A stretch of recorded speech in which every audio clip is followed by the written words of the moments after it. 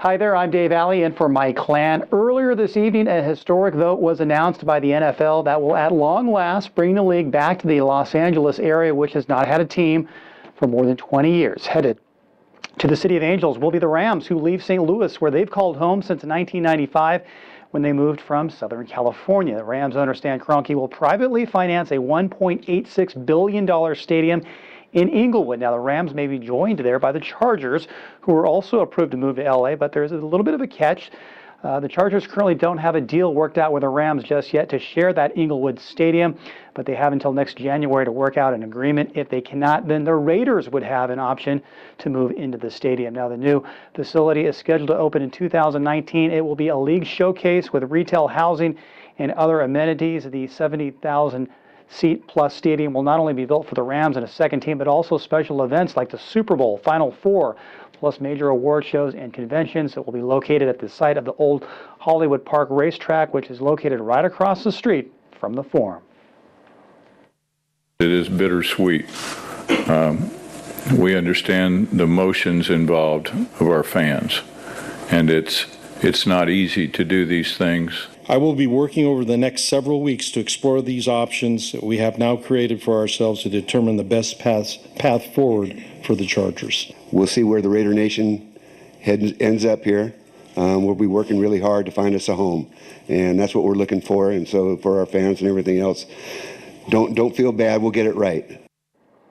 As for the Rams, again, they will play in LA this year. They'll likely use the Memorial Coliseum as its temporary home for the next 3 years. Now, one California team that definitely won't move down to LA will be the San Francisco 49ers, who actually, as we know, play in Santa Clara.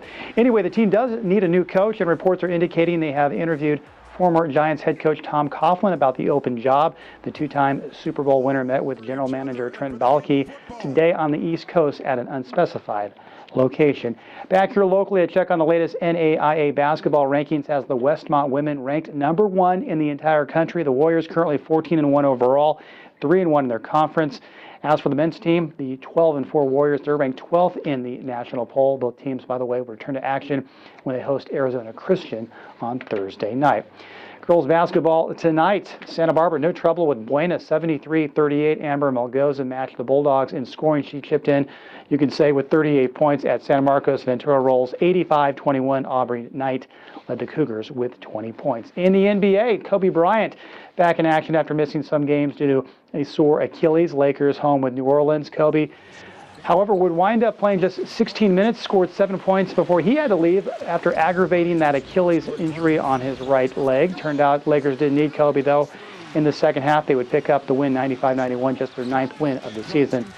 The Pelicans, by the way, the second worst team in the Western Conference. Lakers at the bottom.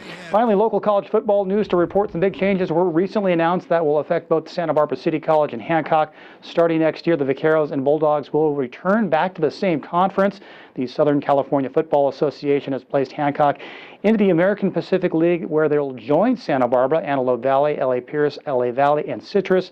The Bulldogs and Vaqueros, interestingly, have not played in the same league in football since 2007. That's a look at sports for you. Your local news continues now at 11 o'clock on KCOY 12 and News Channel 3.